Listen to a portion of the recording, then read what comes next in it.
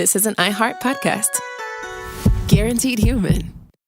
Work can be a little weird. Cringy training seminars, coworkers who won't stop talking about their plant, forgetting the mute button at an inopportune moment. We have to deal with a lot on any given workday. Sometimes it can feel hard to thrive and move forward in your career. Well, that's where LinkedIn comes in. LinkedIn helps you get ideas and insights from experts in your field, connect with people professionally, grow your network, and access tools designed to help you find the right fit for your next role. Whether you're just getting started, figuring out your next move, or looking to accelerate your career, LinkedIn is built to support you at every stage because LinkedIn is the network that works for you. Visit linkedin.com/knowstuff to learn more. If audiobooks are your thing and you've been meaning to listen to more of them, you should check out a podcast called Earsay, the Audible and iHeart Audio Club, hosted by Cal Penn. Each episode spotlights standout audiobooks on Audible across all kinds of genres: sci-fi, comedy, romance, thrillers, and more, with Cal talking to guests who help break down what makes each story worth listening to. It's a fun, easy way to discover your next great audiobook. Check out Earsay on the iHeartRadio app, Apple Podcasts, or wherever you get your podcasts.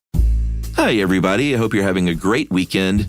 Chuck Bryant here, co-host of the Stuff You Should Know podcast, of which you are listening to. This Selects episode comes from December 2018, and it's all about old Dr. Seuss. Theodore Geisel, Dr. Seuss : The Good, the Bad, and the Ugly. Because if you talk about Dr. Seuss, you got to talk about it all. The books, the great stuff, and some of the not-so-great stuff. So check it out now, if you'd like. Dr. Seuss : The Good, the Bad, and the Ugly. Welcome to Stuff You Should Know, a production of iHeartRadio.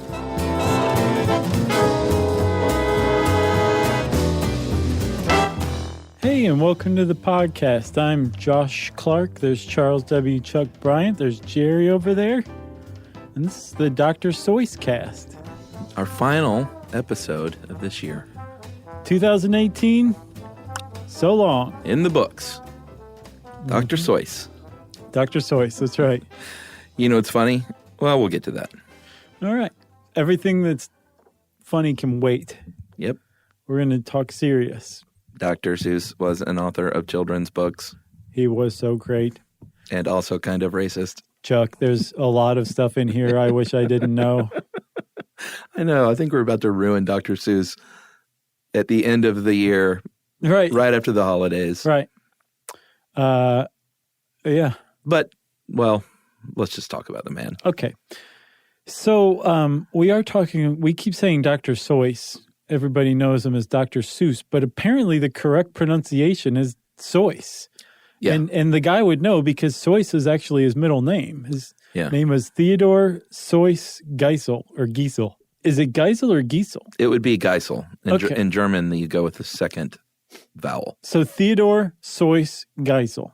Yeah, and it's sort of when I saw that, everyone basically was like Seuss until he eventually was like, fine, like I can't fight this fight any longer. Right. Well, they're like, we'll spell it differently then. But that reminded me of Joe Theismann. Oh, yeah. The very famous story of quarterback Joe Theismann, who changed his spelling or his pronunciation to Theismann to rhyme with Heisman. Right. Which I think is the story. I think that's true. No, I think that's true. Oh, really? Yeah. What do you think? That was just like an old football tale? No, I'd never heard. I thought you were just being funny. Oh, no.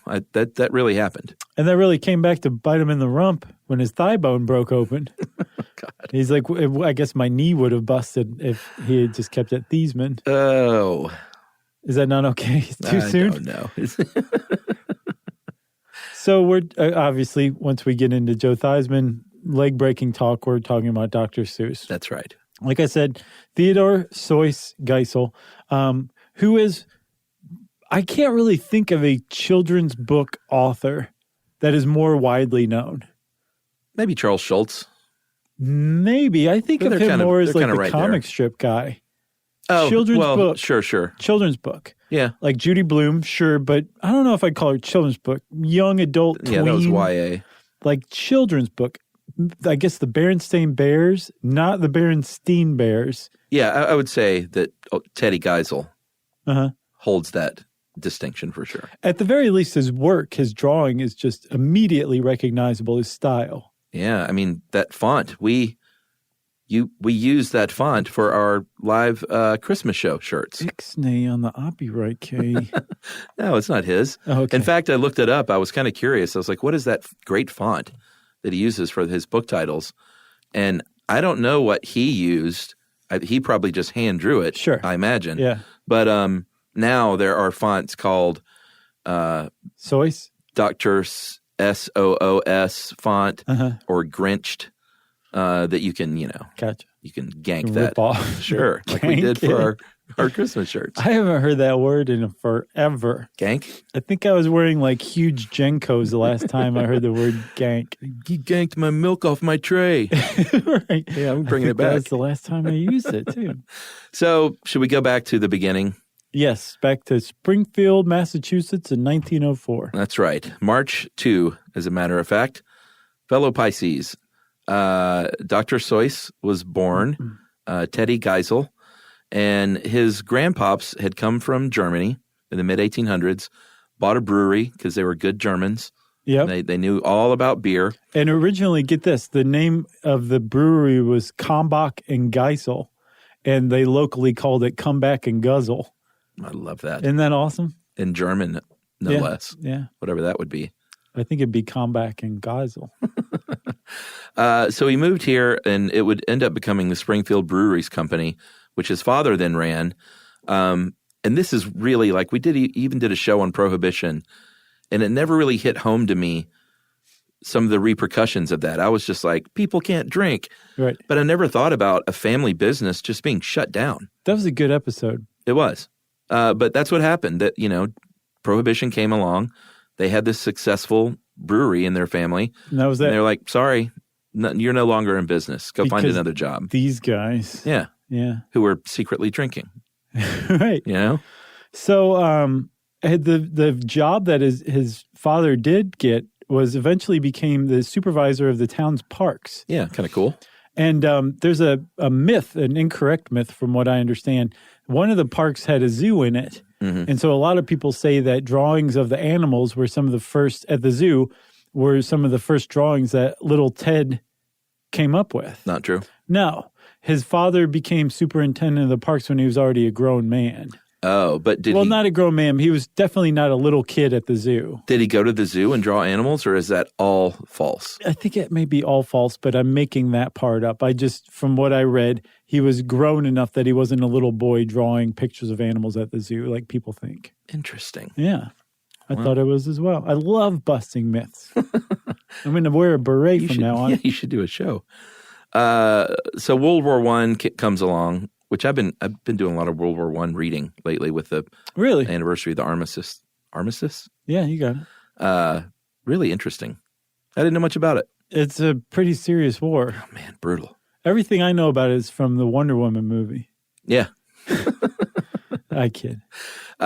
So they were German, the Geisels were, like we said. And so in the United States during World War I, there was a lot of in fact, for a long time, actually, there was a lot of anti-German sentiment in the U.S. Right. They're like, we're not German. We just like beer a lot, right? We all Yeah, love beer. and her name is Geisel. Right. So it was clear that they were German. And so, there was I get the feeling that he, felt like he was like picked on and laughed at and Right. teased because he was German. Right. So if you can't beat them, join them. Turn that same kind of bigotry on to others, we'll find. Right. So he starts at a very early age in high school, drawing cartoons, writing essays, funny essays, satirical essays. And he started using a pen name very early on, maybe because he was German. And he just reversed his last name, and he became Theo Lessig. Yeah, actually, one of my favorite books, Hooper Humperdinck, Not Him, is written by Theo Lessig. Oh, really? Yeah. Interesting. So I that always his was first. like, I always thought this was a Dr. Seuss book, and then I saw this, and I'm like, it was a Dr. Seuss book. Wow. All right. Did you ever read that one? I don't think so. What's it called? Hooper Humperdinck, Not Him. It's about this kid who's throwing a birthday party, and everybody's invited to the greatest birthday party you've ever seen in your life, except for poor Hooper Humperdinck. And I think he gets invited finally at the end. Were your parents like, we should probably get Josh this and go ahead and get him ready? Right, pretty much.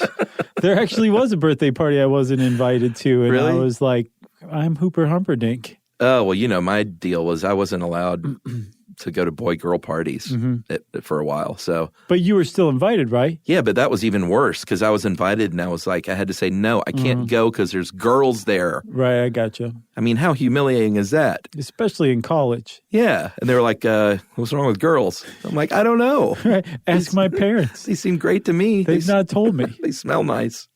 All right. So he reversed his name, became Lessig, went to Dartmouth College, and like many, many famous humorists, I guess you could call him. Yeah, for sure. He wrote for his college humor magazine. It was called the Jack-O-Lantern. Obviously. And it was just like really solidifies that college humor magazines really have produced some of the brightest comedic minds that in this country over the years, Yeah. Letterman, I think he worked at National Lampoon's, didn't he? I don't know if Letterman did. I mean, positive he Conan certainly did, the Harvard Lampoon. I'm pretty sure Letterman did as well. All right. At the very least, a lot of his writers did. Sure. Okay? Fine. Okay. We'll settle on that version of the truth. Okay. But he got kicked off of the magazine staff when he was caught drinking on campus during Prohibition, which is kind of awesome. Yeah, I'll bet it wasn't for him. What do you mean? I'll bet he was like, well, I want to be on the magazine staff. This is terrible. This is an unjust law. Oh, yeah, not awesome for him. Right. Yeah. I thought you meant he wasn't doing the drinking or something. Right. This did nothing to cut his career off, though. No. He just adopted a new pseudonym. Yeah, Seuss. Right. Seuss again. But he pronounced it Seuss. Right. But he was the only person who did. So he did graduate from Dartmouth in, I think, 1926, which also further goes to show that he was, so if he graduated college in 1926, then his father's brewery wouldn't have been shut down until, I don't remember when Prohibition started, but he was obviously not a young kid necessarily. Gotcha. Okay. Drawing dumb animals. At the zoo. At the zoo. But he went on to Oxford to, I guess, pursue a higher degree. Yeah. I think he was going to be a teacher was his original intent. Mm-hmm. And he didn't like Oxford, but Oxford brought him to his wife, Helen Palmer. Yeah, his first wife. His first wife. And they met, and she actually had a really great influence on him by saying, I think you are maybe going to be a better artist than a teacher, and kind of pushed him toward that. Yeah. And he ended up pursuing a career in art largely because of her influence. Yeah, and he sort of did the student thing. He worked on a novel, and he traveled around Europe and was sort of doing – and he was with Helen, of course, this whole time. They eventually get married, and then he went to work for a magazine called Judge, drawing, once again, like political cartoons, humor cartoons. This is where he added the doctor to his name as sort of a joke because he, I guess, did not get that doctorate degree or whatever he was pursuing. No, he didn't. But later on in life, Dartmouth did bestow an honorary degree to make him an official doctor. When are we going to get one of those? I've been waiting a long time, Chuck. And are they as worthless as I think they are? Totally. Yeah. I mean, sure, you'll get like the discount at Wendy's that they offer, but that's really the only perk, But, aside from saying I'm a doctor. Can you really call yourself that, though? Sure. Like, only chumps do that, right? Like, you have to call me doctor now. Dude, you will see me telling people to call me Dr. Clark. Okay. I'll be more personable. I'll be Dr. Josh, like a chiropractor. I could see you going off and getting your PhD one day. Nah. I want the honorary You want the degree. From Bowling Green State University in Ohio. The backdoor version? Pretty much. Yeah, The I like free it. version. All right, so he got the doctor on the name, became Dr. Seuss, and from then on, he never wrote under his given name again. He was always Dr. Seuss from that point forward. Right. Should we take a break? You can see me getting a PhD Yeah. this late in my career? Yeah. This mid in my career? Sure. Huh. Am I like Natalie Portman or something? Yes. All right, let's take a break. Stuff you should know.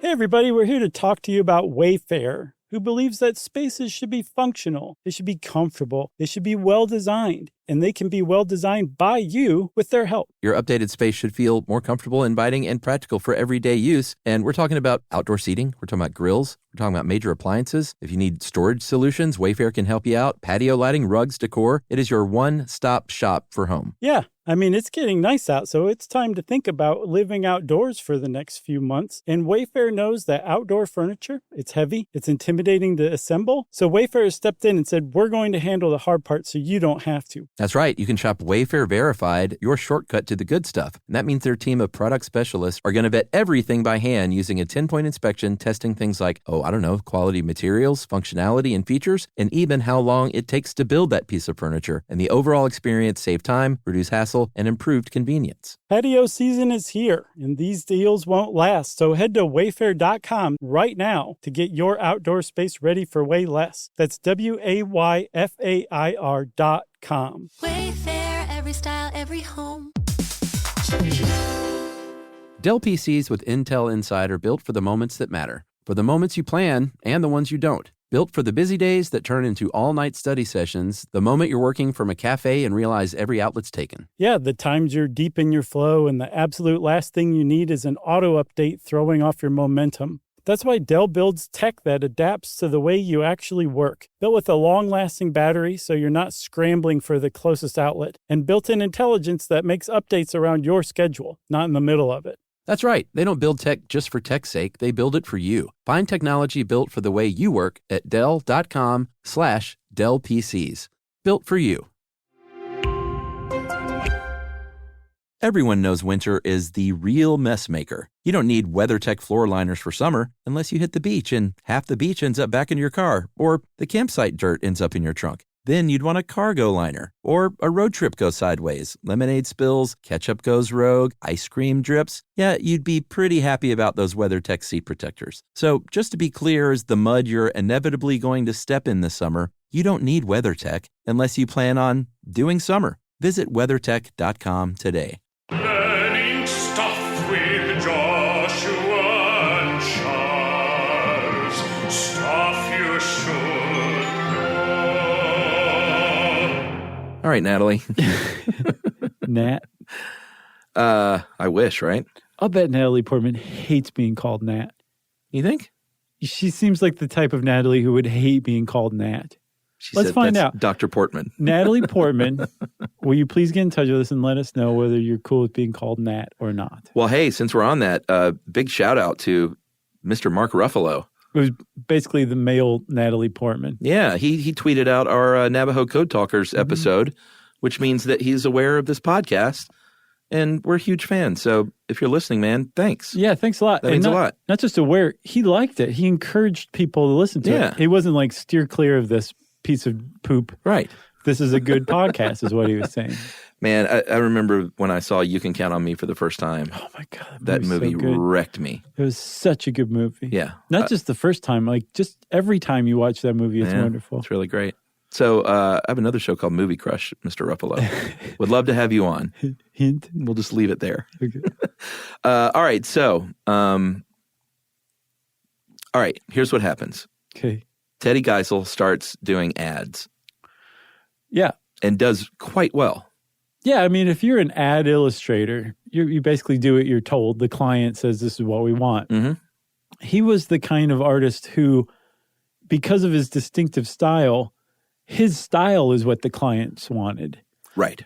So as an ad illustrator, he became nationally famous. Yeah, which is crazy to think of now. It really is. Yeah. His first big break was for something called Flit. It was a bug spray. And if you look at the Flit ads, they have a picture of the Flit. And it was that old-timey Tom and Jerry pump can that's like couldn't be more poisonous. Yeah, it puffs out like a cloud of noxious smoke. That formed like a skull and crossbones in the air, basically, right? That's what he was drawing stuff for. And he came up with a catchphrase because he wasn't just illustrating. He was also copywriting in these ads. And he came up with Quick Henry, the Flit. And that just became a national catchphrase. Yeah, like, where's the beef? Right. Like somebody's pestering you, just like to somebody else, Quick Henry, the Flit. Mm-hmm. That's how I probably would have used it. But so he became known for that. And then a second ad campaign made him even bigger. Oh, right. So he did Flit for 17 years, dude. Right. Which is, like, I thought, yeah, sure, he did that for a couple of years. Right. I mean, there's almost 2 decades of doing those ads. Made a lot of money, kept him, nice and employed through the Great Depression. And then this one's even weirder. He went to work for Standard Oil, who had Esso oil and Esso gas. Right. And this was Esso Marine, which was their boat oil. Yeah. In 1934, he has this PR idea to create a fake navy. The Seuss Navy. The Seuss Navy. Which is nothing. He just made it up out of nowhere to promote the Esso marine oil. Yeah, and it worked. Yeah, because he basically drafted people into his Navy. He would draw like famous figures, like say Eleanor Roosevelt or something like that, dressed up in the Seuss Navy uniform or whatever. And it became a thing, like people wanted to be in it. So they would apply to be in it. Isn't that and I weird? guess Esso would hold a party every year and just pull out all the stops. And there would be this lavish Seuss Navy party. You know what it's called? What? The Seuss Navy Luncheon and Frolic. That sounds so like 30s. They had 2,000 admirals, and they included among them Vincent Astor and Guy Lombardo, famous band leader. And as this is a Grabstar article, as Ed put it, they were what you would call like tastemakers today, like wealthy, influential Americans wanted to be in this fake Navy to go to this luncheon and frolic. Right. And he wrote these little Navy story booklets, and astonishingly, it was a big deal, and it actually worked. And when you look at them, they look like Dr. Seuss books. Like, it's not like he changed his style. No, that is the thing. Like, he became famous and sought after for his style. Yeah, exactly. And weirdly enough, he said that the only reason he went into children's books initially was because his Standard Oil contract didn't forbid it. Huh. Like, that was some of the work that he was allowed to do on the side. Gotcha. He was like, it's not like I had a great thing for kids. Well, he even said very famously multiple times that he didn't write for kids, he wrote for people. And he also famously said, you have kids, I'll entertain them. Right, yeah, he didn't want kids. Did not want kids. No, and he never had them, so his wish came true. So he was already pretty famous by the time World War II came around. And he actually volunteered to become a soldier, but he was sent to Hollywood to work at what was called Fort Fox. Yeah, this is strange. I mean, I had heard of the Signal Corps. Well, the Signal Corps is everything from code and code breakers. Oh, really? All the way to psychological operations. Oh, I thought the Signal Corps was just like the people that made documentaries and stuff. This was a division within the Signal Corps. Gotcha. And so he was basically in this division with Frank Capra and some other like screenwriters, actors, like basically anybody who had anything to do with visual entertainment was put into this group in Hollywood on the Fox lot at what was called Fort Fox. And he that's where he spent most of the war, although there was a fascinating story about a time when he went to Europe because he had to go get approvals for a documentary he had worked on from all the high-ranking generals in Europe. So he went from headquarters to headquarters throughout Europe. And while he was in Luxembourg, he visited some of his friends, and he basically got the skinny, they think, on the Ghost Army. You know, the Ghost Army where they had inflatable tanks and it was meant to make America's military look way bigger than it was. And these guys were running psychological operations. Well, Dr. Seuss was friends with some of the higher-ups in the Ghost Army, and they think that they showed him on a map, like, where to go see some of these. Well, in between the time he left and the time he got there, that was suddenly behind enemy lines. Yeah, the Battle of the Bulge literally started around him. While he was, and he's like, I was just driving around thinking like it was just hard to find friendly troops like as part of combat. Belgium sure is pretty. But he ended up inadvertently spending 3 days, 10 miles behind enemy lines during the Battle of the Bulge and just barely made it out with his life. Yeah, he was rescued by the Brits, but he would eventually become a lieutenant colonel. Yeah. In his short stint as a late 30-year-old. He was, I think, 38 when he first went in. Right. Which is really kind of interesting piece of backstory. Well, we left out a pretty big part of his formative years early on in his career was he wanted to have a say in the direction America took in World War II. And he was very much in favor of going to war against the Nazis and Japan and Italy. Yeah. And one of the reasons why he was in favor was because he was extremely anti-fascist. He hated fascism. And he got a job at a liberal magazine, I think a newspaper actually, called PM, that was founded in New York. And it was founded with the eye to basically call people out who were pushing other people around. Yeah. It's very liberal, very anti-fascist, very pro World War II, although they didn't call it that at the time. And it was very anti-isolationist too. And Dr. Seuss was drawing editorial cartoons, very political editorial cartoons, about 7 days a week for this magazine. And he did some really good work in it, actually. Well, yeah, and then in the Army, he actually made films. He was making documentaries right alongside Frank Capra. Uh-huh. He had one series of training videos called Private Snafu that were animated, but they were the work of Chuck Jones, actually. Right. Yeah. It's just so crazy about all this talent that's like in the Army producing these things at the time. Yeah. But he went on to make live-action documentaries, one called Your Job in Germany, another called Our Job in Japan.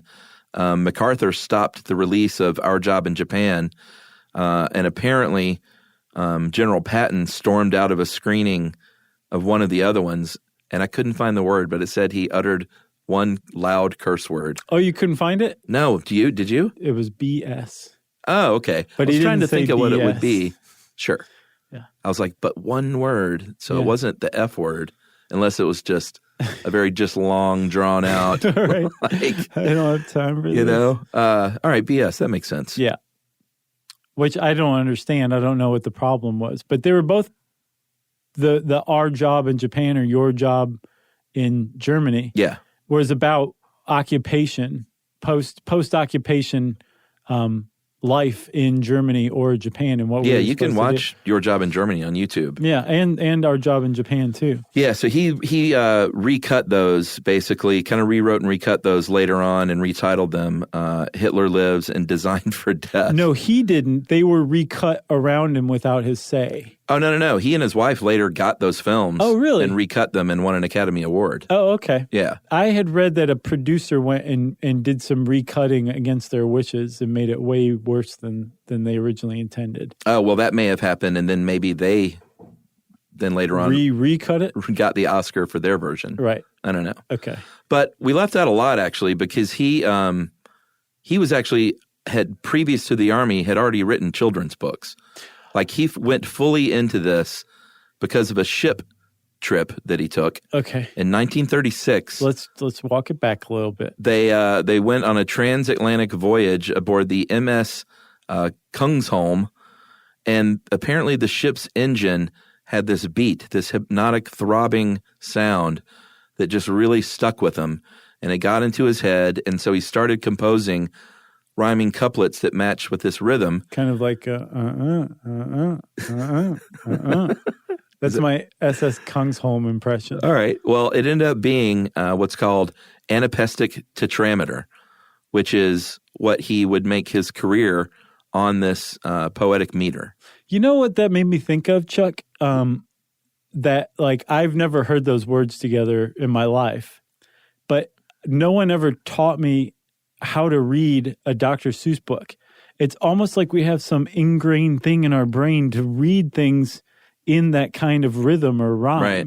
You know what I mean? Uh-huh. Or is it just that my parents read that to me and that's where I picked it up from? But who taught them? I don't Whoever know. taught anybody how to read something in rhymes? It's just like you just It's know. pretty intuitive, and yeah. even when you're not reading it in the right rhythm, your brain realizes it and corrects you, and you go back and reread it the right way. Right. Like when you get to the next line, you're like, oh wait, that's out of beat or whatever. Yeah. Like you figure it out naturally, and I wonder why we're geared toward that. Yeah, it's funny too because I obviously read a lot of kids' books every night now, and some of them are great, and some of them just like they'll do a word that doesn't quite rhyme, and I'm always like, come on. Or they'll stuff too much in a line, and it's not like graceful in the read. Mm-hmm. I'm like, man, this is lame. Do better. Orange and door hinge. Hey, that's not bad. Well, that's Eminem. Oh, okay. He very famously can rhyme something with orange, which I found out because I think I said nothing rhymes with orange, and everybody's like, well, yes, everyone's always said that because that's true. Well, I meant it. Door hinge. That's funny. So he created a children's book on that anapestic tetrameter called "And This Is a Story No One Can Beat," that was later changed and published in 1937 as "And to Think That I Saw It on Mulberry Street," because he had an old friend that he ran into from Dartmouth that turned out to be a children's book editor at Vanguard Press. So I read an account of the story, and the person telling the story said, had he been walking on the other side of the street that day, he may have never become a children's author. Yeah. Like it was that fateful. His friend from Dartmouth was a new children's book editor at Vanguard, you said? Yeah. And it was so new that he was looking for material. Mm-hmm. And Dr. Seuss happened to be walking around with the manuscript on him and just happened to be down there. And they ran into each other and this book got published. And that was the one where he first made his name as a children's book writer. You're right. And shout out to Stephen Barr, book agent. That's right. Yeah. So this antipestic tetrameter is what he basically stuck with the rest of his career. He would alter it here and there, use other meters here and there. But this is where he, as Ed said, that was his bread and butter. And it's very waltz-like. You can count it off in 3-4 time. And it just was sort of perfect for kids' books. Right. And with that first kids' book, and to think I saw it on Mulberry Street, apparently it's about a kid named Marco who sees a horse and cart on his street. And as he's retelling it, it just becomes this bigger and more like bizarre and grand thing that he saw. Yeah. This will come back later on in the episode. Yeah, so he's writing these books. He's doing okay. His fourth book was called Horton Hatches the Egg. I think that's where we first meet Horton. Mm-hmm. But he wasn't like lighting the world on fire. And then that's when he goes in the army. Right. And let me tell you the story about getting caught in the Battle of the Bulge again. Here we go.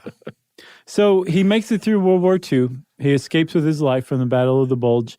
And when he comes out of World War II, he goes right back to writing books.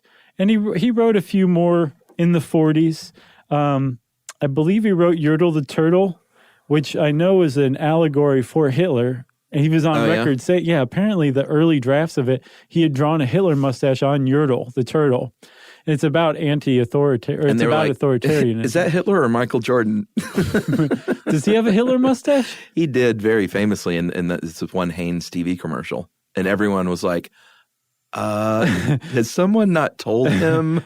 I didn't see that. Oh, yeah. I'll have to show you pictures. I had my head in the sand like I was Charles Lindbergh or something. Oh, that's a nice circular ref. That was just for you and me. So he was writing some more, and he was selling like thousands of copies every time he released a book. He was a known children's author. He'd already established his style as something that was pretty recognizable around the United States. But it wasn't until the mid-50s that things really changed for him. Yeah. Oh, wow, that is a Hitler mustache. There's no mistaking that. It's a decision. So I think in 1955, there was a book written called Why Can't Johnny Read? Right? Okay. And a guy named Rudolph Flesch, and I realize what we've jumped over. We'll get back to it. Sure. I'm not ready for it yet. All right. A guy named Rudolph Flesch. Rudolph Flesch? Yeah. F-L-E. Was he a porn actor? S-C-H. That'd be a good one, though. Yeah, Rudy Flesch. Yeah, you'd have to call yourself Rudy, too, wouldn't you? Yeah.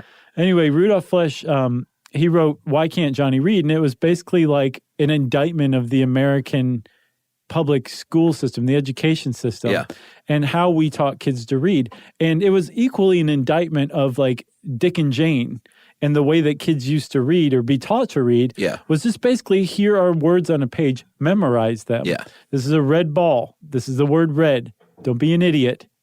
Red ball. Say it. It's kind of the worst way to teach kids stuff. It is. And the guy in the article said, he wrote an article in Life later on, too. He said, you know who would be a great children's book author to teach kids how to read is Dr. Seuss. He hates kids. He's already writing books for kids. Yeah. Why? But if he just directed that toward actually teaching them how to read, kids would definitely want that. And it turns out that an editor, I think at Houghton Mifflin or somebody, wherever Dr. Seuss was writing at the time. Dunder Mifflin. Mm-hmm. Oh, wait, you got me. He said that's actually a pretty good idea, and that's where we got The Cat in the Hat. That's right. It was originally meant as a reading primer. I think there were 225 words, and very famously, his editor bet him after that he could not write a book with only 50 words, and he went, "Take this book, Green Eggs and Ham." And shove it. And give me my $50. Right. And that is supposedly true. His editor bet him that he could not do so. And that's where Green Eggs and Ham came from. Yeah. And it's 50 words exactly. That's right. So at this point, Ed says he went from being a well-known children's author to probably the best-known children's author in the world. Yeah. He'd shown not only could he write fun, whimsical stories with the disguised moral lesson in the middle of it too, with great illustrations and hand-drawn fonts and all that. He could actually teach the world's children how to read English at least. Yeah, and then from that success, he wrote that same year, How the Grinch Stole Christmas. That's a big year, man. Very big year. So Cat in the Hat and the Grinch are the same year, right? Yeah. Okay. Yeah, which is just amazing. And then in 1966, of course, we get the very famous TV cartoon adaptation, which people still love and enjoy today, including me. Oh, yeah. And he ended up being so successful that they gave him his own imprint at Random House with his wife, Helen Palmer Geisel, who was kind of by all accounts the woman behind the man. She was an author herself. She wrote quite a few books, one called Do You Know What I'm Going to Do Next Saturday? To You. One called I Know What You Did Last Summer. Right.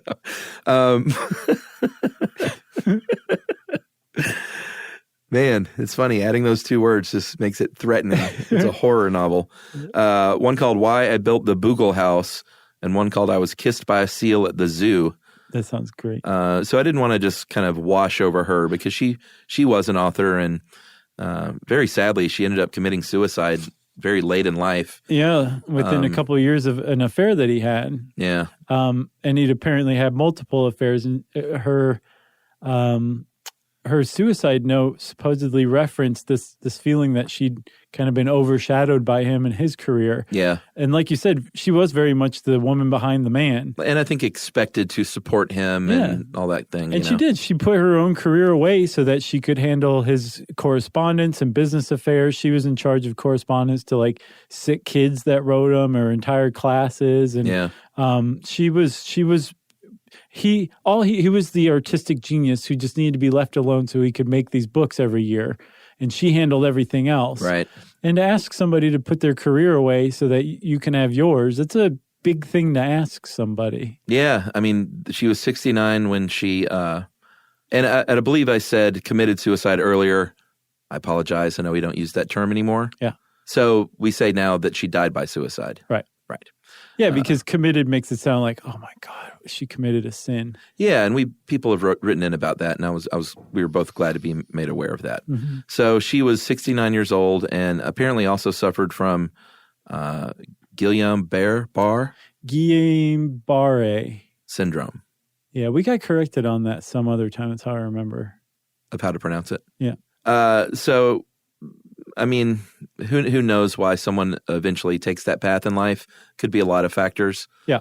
But yeah, October 23rd, 1967, she overdosed on medication. After they've been married for 40 years, too. Yeah, man. And so shortly after that, he married Audrey Diamond. Yes. Geisel, who's his widow, who is, I believe, still alive and basically running his estate still. Yeah, her name was Audrey Stone Diamond, but it was Dimond, no A.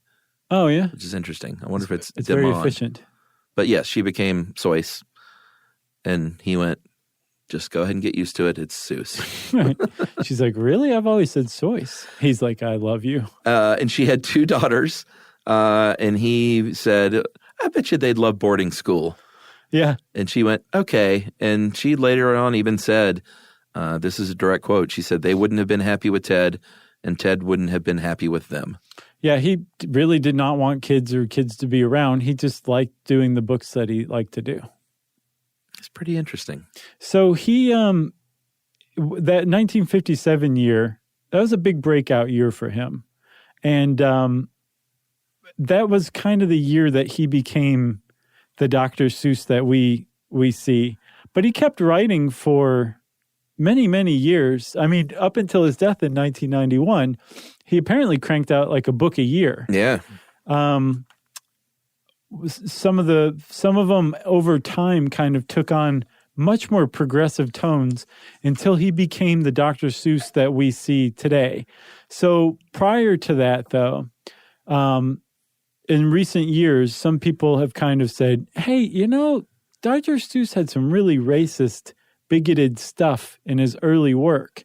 And it's become kind of this national conversation to kind of figure out how to do this, because everyone loves Dr. Seuss, There's nobody who doesn't like Dr. Seuss. But if you, or his work, I should say. Sure. But if you start digging into especially some of his early work, it becomes problematic. So you want to take a break? Okay, all right. All right, let's take a break, and we will take part in that national conversation right after this. Stuff you should know.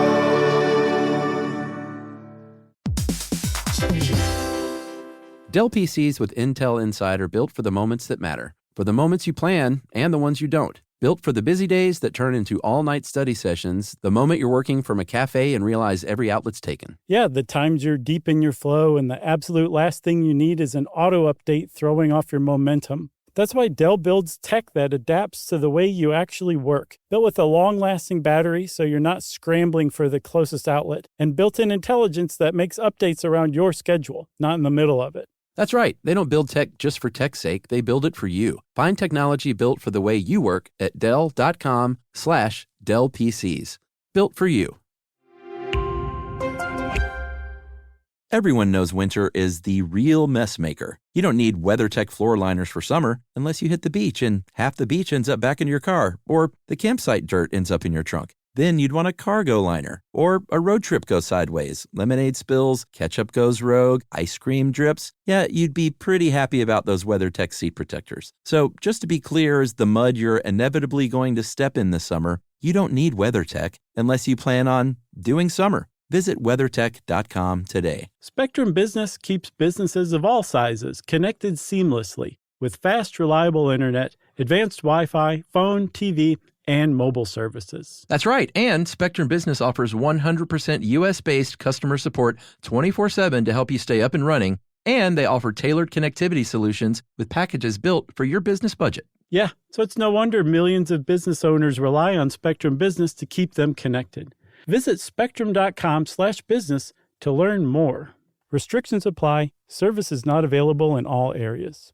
Learning stuff with Joshua and Charles. Stuff you should know. All right, Chuck, so it's national conversation time.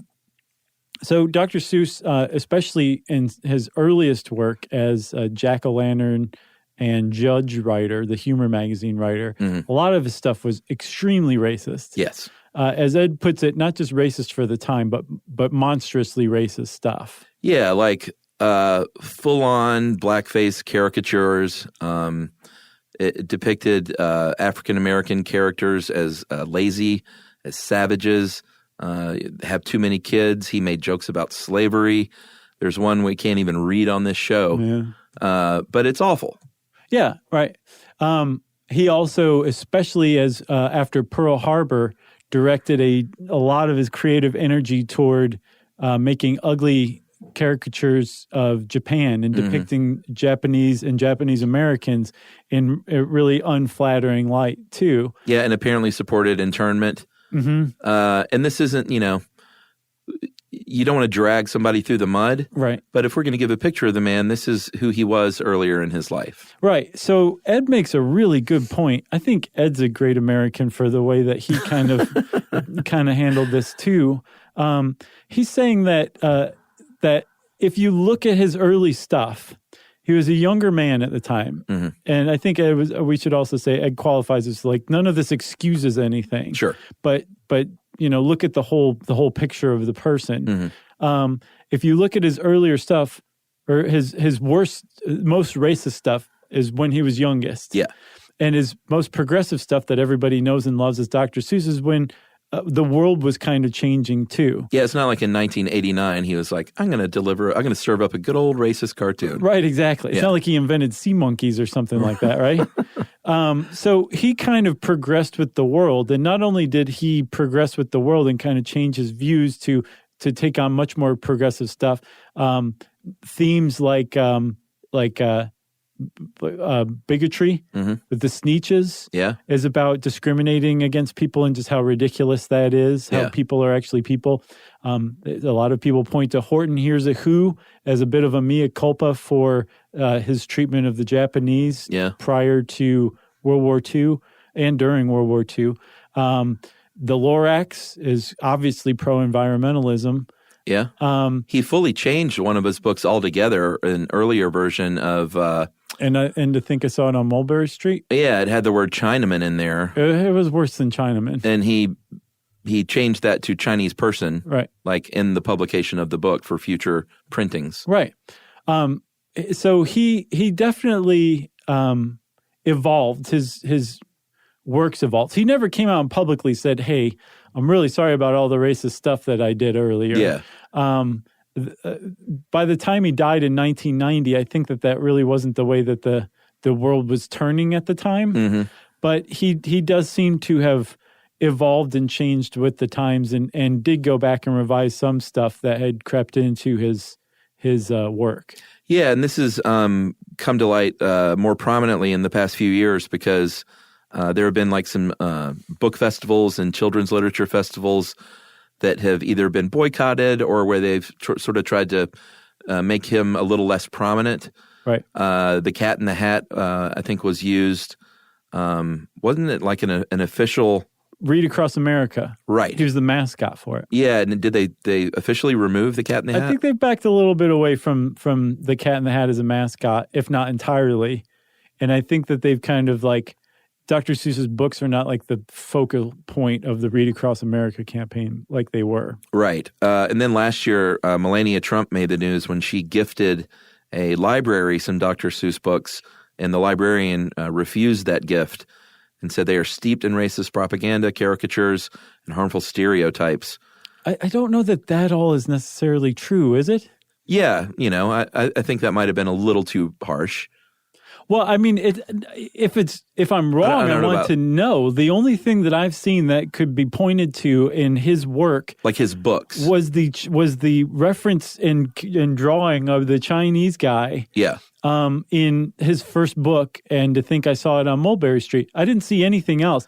I saw some reference that maybe the Cat in the Hat was supposed to be blackface, but I saw that one place, right, and nowhere else. It seemed to be his earlier work, not his children's books, and I didn't see any racist propaganda that was hidden in the books. If anything, the books that you would give a library, right. And I don't know what title she gave, would have been the more progressive stuff. Yes, she didn't go there and say, here's the old jack-o'-lantern. Here's the really dirty stuff. College humor, racist cartoons. Mm-hmm. And yeah, to say that his work was steeped in racist propaganda when talking about the children's books is, I agree, is not accurate. Right. What I'm trying to figure out is that librarian hip to something we don't know about? Right. Or not. Right. I'm very curious to know. Like, if we didn't dig quite deep enough, I'm a little surprised because you know us. Yeah. But I want to know if we're missing something there. Yeah, for sure. I found an article where they were just asking a lot of professionals in children's literature what they thought about all this, because I'm a big dummy, I don't know how to figure this stuff out on my own. And Ann Neely, she's a professor of children's lit at Vanderbilt, said this, just as every author or illustrator is, I think Theodore Geisel was a product of his time. We should not judge him by today's standards, but We must evaluate his books that we decide to share with children using today's standards. That is a really great point. Yeah, we cannot wallow in our own nostalgia when we make choices for the books we share with young children. There's simply too many outstanding books available. Well, especially also if the books that we're raising our kids on, it's new to them. Right. If it is steeped in racist propaganda that we're not realizing we're sharing or perpetuating, then yeah, that shouldn't be the case. And Ed makes the great point that in the 1920s and 30s, it was the exceptional American who broke out of that mold Right. and was very progressive. And I wish he would have been one of those, but he wasn't. Yeah, and I think that's one of the reasons why there's such a cognitive dissonance when you find this stuff out, is because that's what you think of Dr. Seuss based on his work. Yeah. That like he would be that kind of guy, but Right. he was human. His work is larger than him. Right. Is I think what it is. And that's the case with just about everything, it seems like. Yeah. I mean, I don't want this to taint your reading of How the Grinch Stole Christmas this year. Although another thing that he was called out on once was his there was no female protagonists in any of his books either. Again, a product of the time. Yeah. He was a man writing about little male characters. But he went and created Daisy-Headed Maisie after that too. Right. So again, his books became more progressive further on in his career, and he handled things like segregation and discrimination, like with the Sneetches. The Butter Battle book was a clear, like glaring allegory for the Cold War and the mutual assured destruction arms race. Kind of a haunting book that ends without any resolution, with both sides, the Ukes and the Zooks, I think, with their bombs pointed at one another. And it's not like, and they lived happily ever after. It's like, what's going to happen? Yeah. And then his last book that he wrote and published while he was alive was Oh, the Places You'll Go, Right. which I had no idea was published in 1990. Did you? I didn't know anything about it. So it was his last book that was published while he was alive. Mm-hmm. It's also his top-selling book.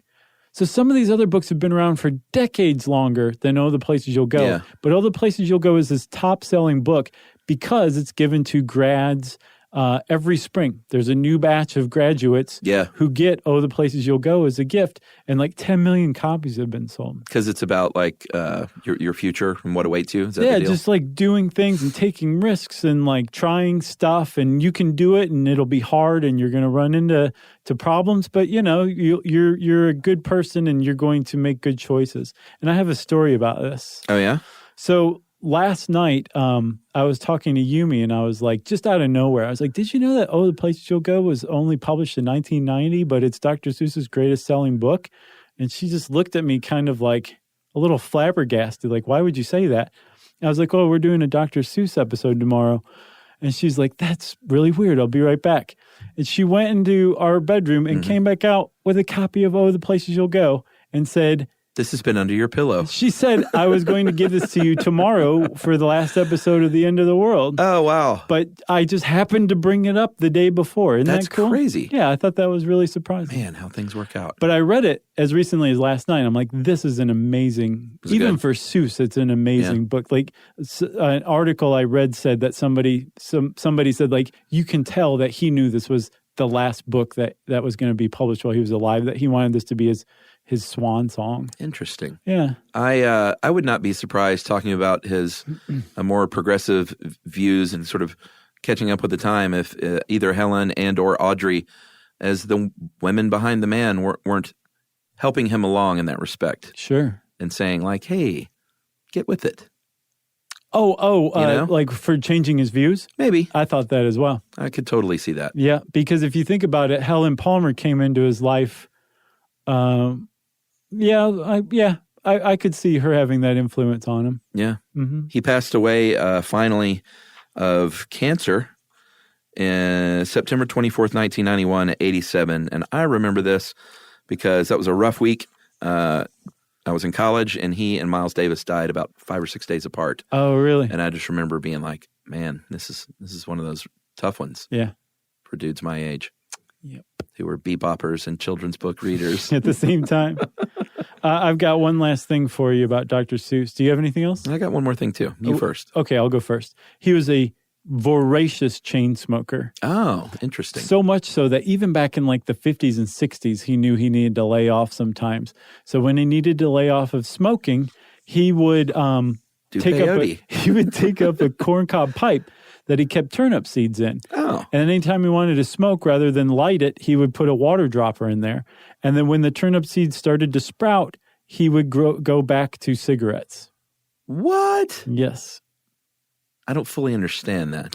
He would start a little seed pod? Corncob pipe with some turnip seeds. And then rather than light it, he would just put a seed dropper in and puff on it. But nothing was going on. Sure. It was all just mental or oral fixation. And then after about 3 days of doing this, the seeds would sprout, germinate, and he'd be like, okay, I can go back to cigarettes now. Huh. So he'd take about 3 days off of cigarettes, and he used the crop of turnip greens as his indicator. I thought you were going to say that went on to feed like the children in poor neighborhoods or something. No. Who hate turnips. Kids don't eat turnips. Turnips are great. I agree. I'm a root vegetable man myself. So my last thing, in 2007, a federal judge received a hard-boiled egg in the mail from an inmate in prison protesting his diet in prison. Mm-hmm. And the federal judge rendered a decision, and apparently it was worked up the ladder. I can't remember even what it was about, but he rendered a decision thusly. I do not like eggs in the file. This is Judge James Muirhead. I do not like them in any style. I will not take them fried or boiled. I will not take them poached or broiled. I will not take them soft or scrambled, despite an argument well rambled. No fan I am of the egg at hand. Destroy that egg. Today, today, today, I say without delay. Huh. And they threw him out of court and fired him. Right. Because he was drunk. Yeah. No, I don't know. Wow, I wonder what came out of that. I don't know. And it gave very little information about what the case was even on. I know. Like the guy's like, no, really, this is a serious complaint. Please, you're focusing on the wrong thing. Someone help me. Oh, goodness. If you want to know more about Dr. Seuss, go research it. Make your own decisions about the man, the work, all that stuff. Okay? Agreed. And since I said that, it's time for listener mail? No, this is our last show of the year. So no listener mail. It's just our time of the year to thank everyone here in year. Is this the end of 10 years? Yes. Or it's sort of in the middle. April is the beginning and end of a year. Right. But the end of our calendar year. And we just thank everyone for hanging in for this long with us. Yeah. It's amazing that we're still allowed to do this job. Yeah, hang in there. It'll pay off eventually. And we're going to keep at it. Forever. Forever. And on a personal note, a very happy birthday to my dear sweet wife, Yumi. Happy birthday, Yumi. Happy birthday, Yumi. And thank you guys for being with us for yet another year. And we'll see you next year, everybody. Stuff You Should Know is a production of iHeartRadio. For more podcasts from iHeartRadio, visit the iHeartRadio app, Apple Podcasts, or wherever you listen to your favorite shows.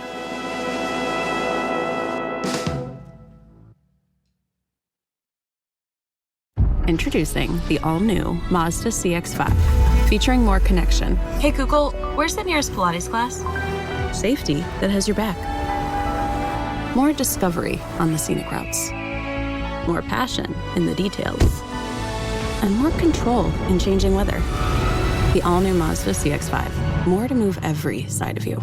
See it in 5 films at MazdaUSA.com/5sides. Google is a trademark of Google LLC. Sequences shortened and simulated. Everyone knows winter is the real mess maker. You don't need WeatherTech floor liners for summer unless you hit the beach and half the beach ends up back in your car, or the campsite dirt ends up in your trunk. Then you'd want a cargo liner, or a road trip goes sideways, lemonade spills, ketchup goes rogue, ice cream drips. Yeah, you'd be pretty happy about those WeatherTech seat protectors. So just to be clear, as the mud you're inevitably going to step in this summer, you don't need WeatherTech unless you plan on doing summer. Visit WeatherTech.com today. When it comes to small business, people want to talk to people, not bots, not voicemail. Your customers or clients want a real human connection, and that's exactly what they get with Ruby. Ruby is the virtual receptionist company that takes care of your callers when you're unavailable, in the middle of something, or just don't want to pick up. They can answer, screen, and transfer calls, as well as take messages, collect payments, book appointments, and more. All while saving you time and making the people you serve feel special. It's available 24/7, 365 days a year, and is 100% based in the U.S. See how it works at ruby.com, or better yet, give them a call at 844-900-RUBY. This is an iHeart podcast. Guaranteed human.